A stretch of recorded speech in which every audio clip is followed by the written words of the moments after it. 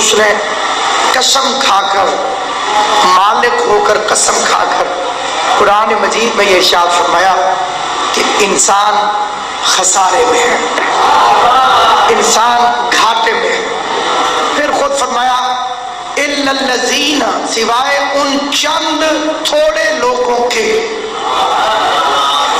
سارے انسان گھاٹے میں ہیں، سارے انسان خسارے میں ہیں، سارے انسان نقصان میں ہیں، سوائے ان تھوڑے سے، کیونکہ اللہ قلت کی دلیل ہے، ان چند تھوڑے لوگوں کے علاوہ آمنو، جو ایمان لے آئے۔ اگر بات اسی جگہ پہ رک جاتی تو خسارہ بھی رک جاتا، کہ جو ایمان لے آیا وہ خسارے سے باہر نکل گیا۔ نہیں، ارشاد ہوا آمنو وعملوا الصالحات، ایمان بھی لے آیا اور پھر اس نے عمل صالح بھی کیا۔ اللہ نے یہ نہیں فرمایا کہ عمل کیا، کیونکہ عمل تو شیطان بھی کرتا ہے، اور ہے یہ نہیں ہے، عمل تو کافر بھی کرتا ہے، عمل تو بے دین بھی کرتا ہے۔ نماز تو وہ بھی پڑھ رہا ہے جو علی کی ولایت کا منکر ہے،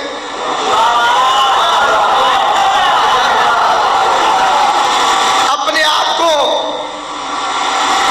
جنت کا حقدار تو وہ بھی سمجھ رہا ہے جو سادات کی عزت کا منکر ہے، کیونکہ شیطان کا کام یہی ہے کہ دھوکہ دے، اگر دھوکہ نہ دے تو اسے شیطان کیسے کہے؟ اور اس کا دھوکہ یہ ہوتا ہے کہ وہ فریب دیتا ہے، فریب میں مبتلا کر دیتا ہے، اور جب فریب میں مبتلا کرتا ہے تو انسان سمجھتا ہے کہ میرے علاوہ سب غلط، میرے علاوہ سارے کافر، ایک میں ہی ہوں جو دین پر۔ وہ معاشرے کے اندر موجود ظلم و ستم، اور کم از کم جھوٹ بولنے والے کو خود تو پتہ ہوتا ہے کہ میں جھوٹ بول رہا ہوں، لیکن وہ لوگوں کو دھوکہ دیتے دیتے اپنے آپ کو دھوکہ دینے لگ جاتا۔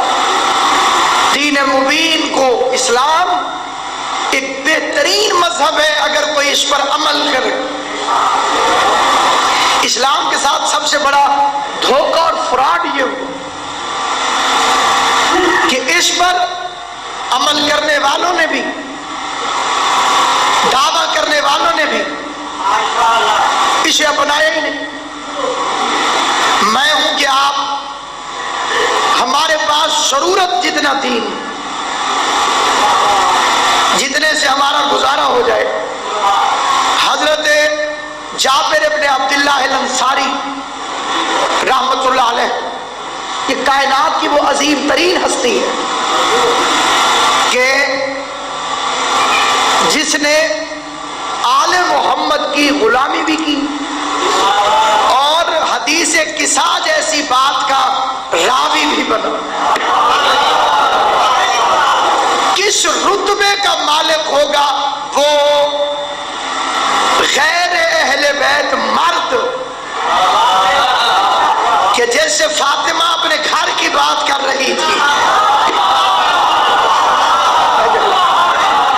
حدیث کسا کا پورا ذکر میری مخدومہ نے جابر کو بتایا، عن جابر ابن عبداللہ الانصاری۔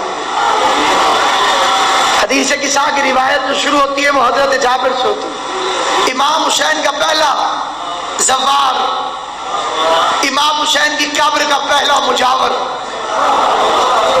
حضرت جابر ابن عبداللہ الانصاری۔ اس نے امیر المومنین کے زمانے میں خواب دیکھو، خواب کے لیے شریعت کا حکم ہے کہ کبھی بھی جاہل سے خواب کی تعبیر مت پوچھو۔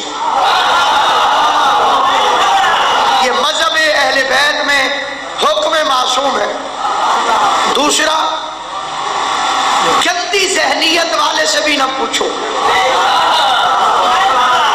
जो खौफ खुदा न रखता हो, जो ऐसी बात फेंक देता हो, उससे भी कभी ख्वाब की ताबीर न पूछो। इसलिए कि मासूमीन के इरशादात का मफहूम ये कि पहली ताबीर जैसी वो बताएगा वैसी तकदीर में लिखी जाएगी।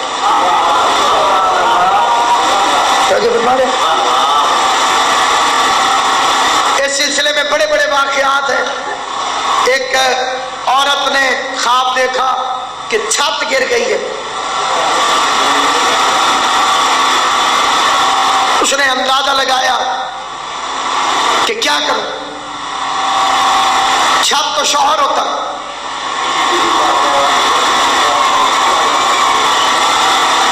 वो दौड़ी पैगंबर इस्लाम के पास, आका मैंने ख्वाब देखा कि छत गिर गई। फरमाया मुबारक हो, बड़ा अच्छा ख्वाब है। उसने कहा कि बिला छत गिर गई, छत शौहर नहीं होता। पैगंबर ने फरमाया जल्दी वापस आ रहा है, सफर पे गया हुआ है, जल्दी वापस आ जाएगा।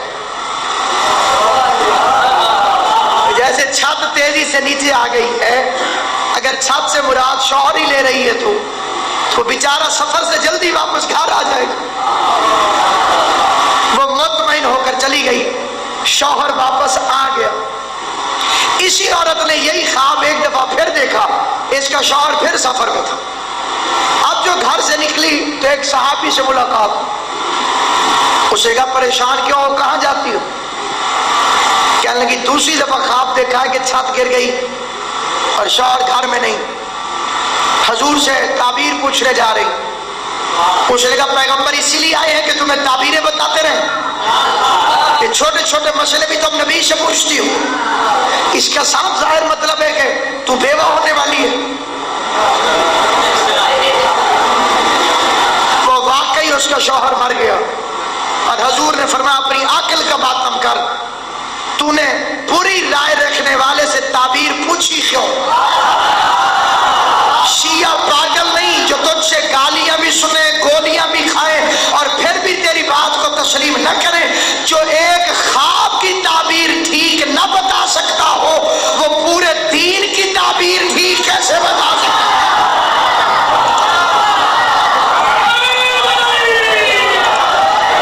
इसीलिए मोमिन को भी हुक्म है, मोमिन को यह हुक्म है कि अगर कोई तुमसे ख्वाब की ताबीर पूछ बैठे तो उसका अच्छा रास्ता तलाश करो, जो उसकी बेहतर सूरत निकल सकती हो, उस रास्ते को तलाश करो। मसलन एक बादशाह ने ख्वाब देखा कि मेरे दांत टूट गए। उसने मौलवी से पूछा क्या होगा? उसने कहा हजूर बहुत सारे आपके करीबी रिश्तेदार आपके सामने वफात पाने वाले। उसने यही ताबीर जब शेख नसीरुद्दीन तुसी से पूछी तो जाहिर है कि शेख आलिम था और उलूम अहले बैत का हामिल था। उसने कहा कि ये तो बहुत अच्छा ख्वाब है, अल्लाह तुम्हें इतनी लंबी जिंदगी देगा कि तू अपने अजीजों की कई खुशियां और कई गम अपनी आंखों से देखे। मतलब दोनों का एक है लेकिन अल्फाज तब्दील हो। मतलब कि बिहार अनवार की रिवायत है कि सिर्फ और सिर्फ अच्छी राय रखने वाले से ख्वाब की ताबीर मालूम करो। और खुशकिस्मत है जाबिर कि इसने जो ख्वाब देखा इसे ताबीर बताने के लिए मोमिन नहीं अमीर अल मोमिनीन वयस्सर, इसने आके अर्ज की कि मौला करीम मैंने ख्वाब देखा। अब मस्जिद सुन रही है और जाबिर अपना ख्वाब अमीर अल मोमिनीन से पूछ रहे, मौला मैंने ख्वाब में देखा कि मरीज صحت مندوں کی عیادت کر رہے ہیں.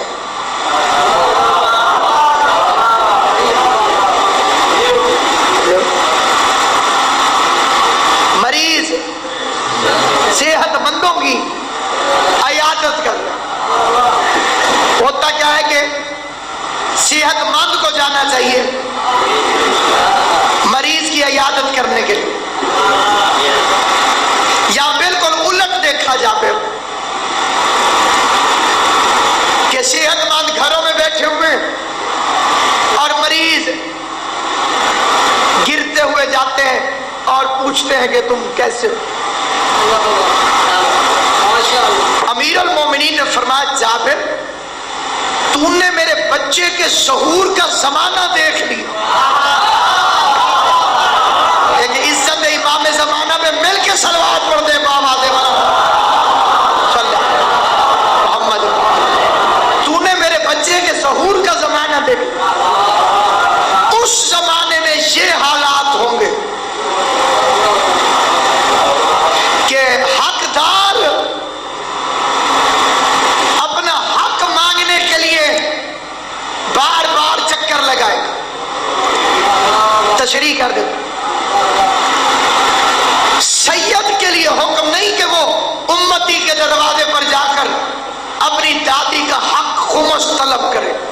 امتی پہ واجب ہے کہ وہ چل کے جائے سید کے دروازے پر اور اس کا حق اسے دے، کیونکہ احسان اس کا نہیں جو خمس دیتا ہے.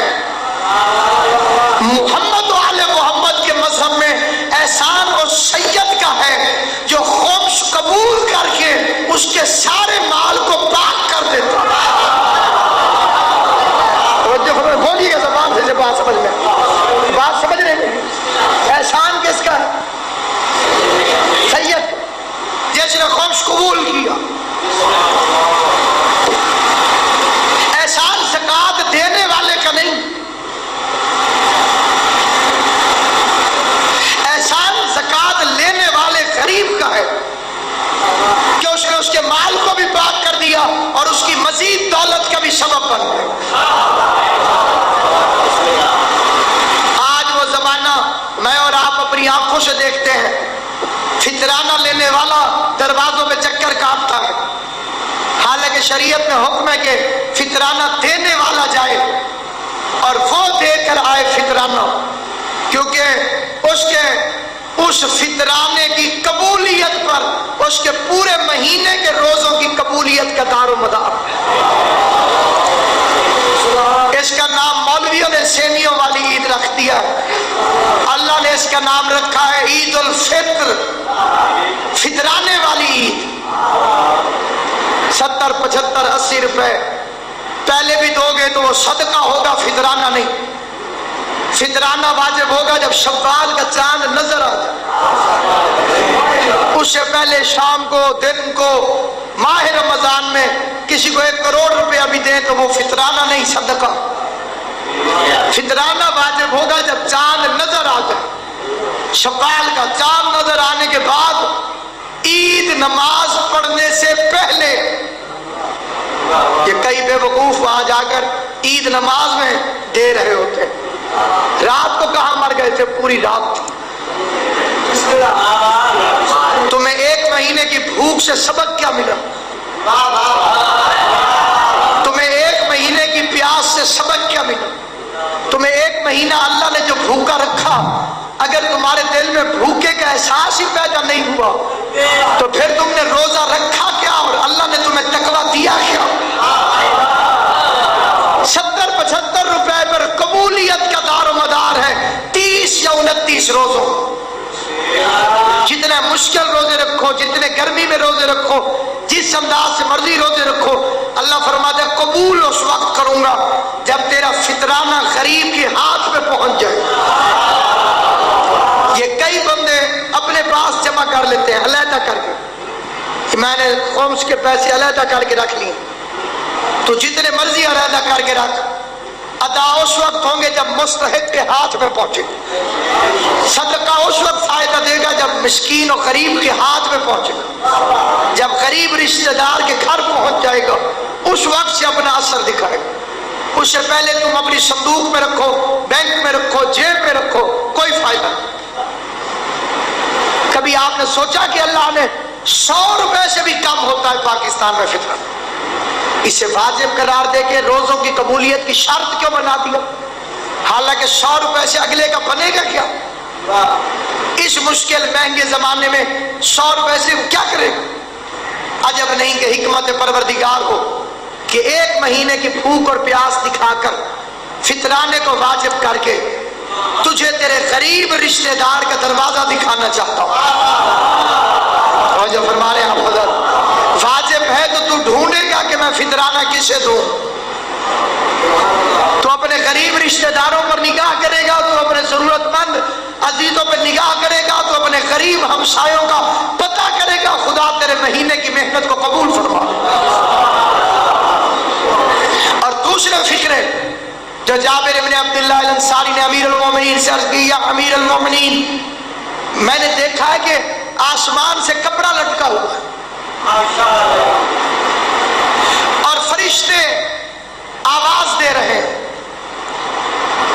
سارا لے جاؤ کپڑا، لیکن مولا لوگوں کے ہاتھ میں مقراض ہیں، کینچیاں، وہ ناپتے ہیں اور کہتے ہیں بس مجھے اتنا کافی ہے۔ مولا نے فرمایا جابر وہ کپڑا نہیں دین ہے۔ اللہ تعالی دلیل ہے، وہ دین ہے۔ خدا چاہتا ہے سارا لے جاؤ، لیکن بندے اپنی ضرورت کے جتنا لے کے جائیں، جن سے ان کا کام چل جائے، جن سے ان کا مسئلہ حل ہو جائے۔ سب سے بڑا اور نجس ترین بیماری کا نام ہے جہالت، اور جہالت کی پہلی اولاد کا نام ہے ضد۔ اگر شریعت کے کسی معاملے میں کوئی بندہ ضد بن کر کھڑا ہو جائے، اس کی نہ نماز قبول ہوگی، نہ روزہ قبول ہوگا، نہ حج